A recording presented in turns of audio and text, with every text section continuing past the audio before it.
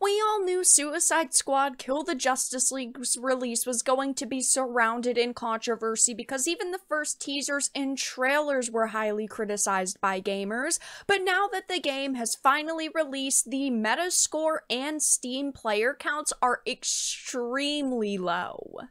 I have a few things to show off, but before we get into the topic, if you enjoy the content I create, check out the links in the description, follow me on social media, and consider supporting through Patreon or via YouTube memberships. Now, I have been playing through this game.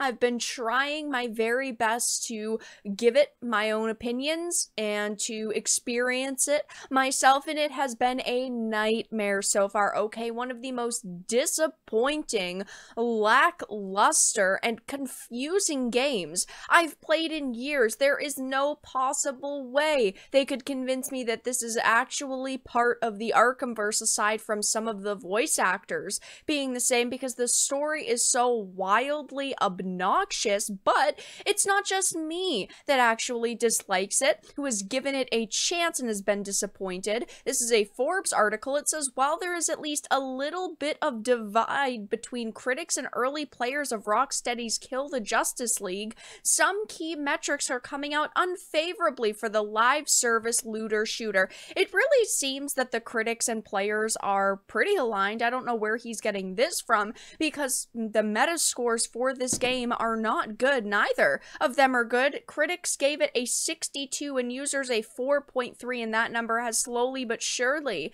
been declining as more players have given it a chance and as more people are leaving their reviews. So there's not really a divide.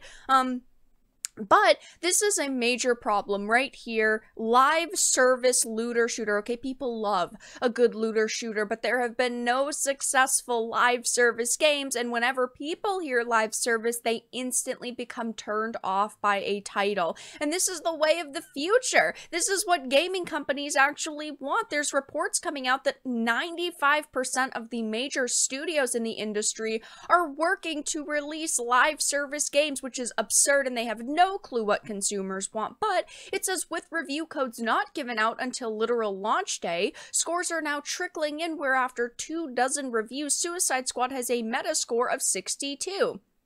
It actually talks about how on Steam, the early user reviews, it claims, are at an 85% very positive, but there's a lot of suspicious activity going on with the review scores. I will be making a full video on it. I have to look into it a little bit more, but it seems that Steam is actually deleting thousands of reviews and hiding reviews to try to keep it in the positive range, which is extremely suspicious, of course. But it says it actually topped out on Steam at 13,459 players, and it says, while I expect it to get past that, as Sundays are usually the highest in the 3-day weekend, that is very, very poor for a game this high profile, which it is. I mean, this, if you look at the largest looter shooter live service games that have released over the past few years, it is the lowest.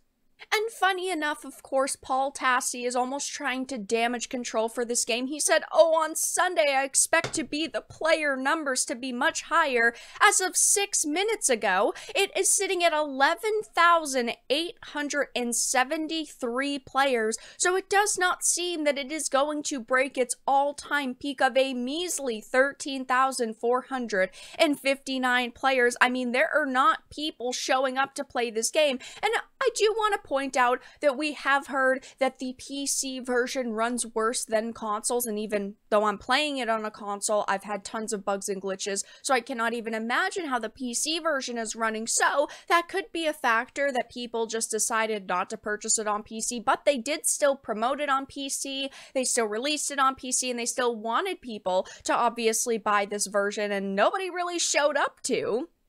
It also points out the numbers in context with other similar looter shooters. Suicide Squad Kill the Justice League is sitting at a 62. Marvel's Avengers a 67, a game that in my opinion is on par with Kill the Justice League, and both of these games deserve nowhere near a 60. I mean, this game for me right now is like a 30 if I'm being extremely generous, and that's only because the game, I'm already halfway through it in just a few hours of playing, so hallelujah, I won't have to play it much longer. Destiny 2 and 85, Destiny 2 is very highly regarded. Gotham Knights also a 67, so right around those same numbers, and these numbers are still not good. And as you can see, a 61 is dismal, and there's no way around it, especially in the context of the Arkham trilogy, well, it's a quadrilogy, being so highly rated. Before this, I have live streamed through all of the Arkham games leading up to Suicide Squad, and they are so amazing. I mean, visually,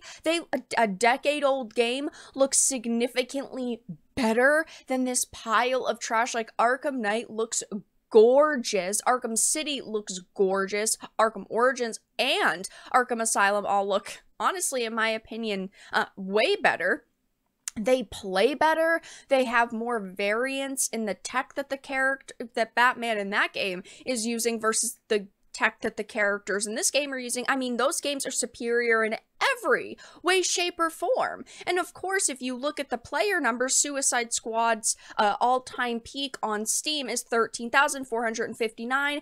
Gotham Knights was 24,000, a game that in my opinion was not good, but it was slightly better than this. Marvel's Midnight Suns, which has much better ratings. I mean, Midnight Suns is sitting at like an 80 on Metacritic, was 15,500, and so it's relatively close. It did actually beat Marvel's Guardians of the Galaxy at almost 11,000, and of course then you have other titles like Outriders 125,000, which was awful in my opinion, and Destiny 2, which has been a highly regarded game, at 316,000. So you can see that Suicide Squad Kill the Justice League is not going over very well with players or critics. I mean, nobody is showing up to play this game. It did not pull in numbers at launch, at least on Steam. Of course, we'll never get the exact numbers for Xbox and PlayStation, but if you just look at the Steam player count, that is worryingly low, and to top it off, the Metascores are abysmal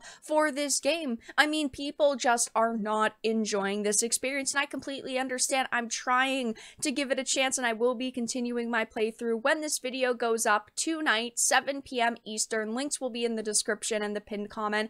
I am going to finish the game, but I've been so disappointed. I did not expect it to be a good experience, but honestly, it is worse than I could have even imagined. And it's just so disappointing that they tried to, you know, shove this game into the Arkhamverse when, if it was not part of the Arkhamverse and these were just new versions of similar characters like Harley Quinn, Batman, The Flash, people would not be as angry because they would not be completely disrespecting the Arkham quadrilogy. And it's just so sad to see this happen, to see such an amazing series of games have this stain on their legacy. And Suicide Squad Kill the Justice League so far deserves all of the backlash that it's gotten over the months, all of the criticism it has faced. This game is a complete and utter disaster, and right now it looks like it is not a success for Rocksteady in any way, shape, or form.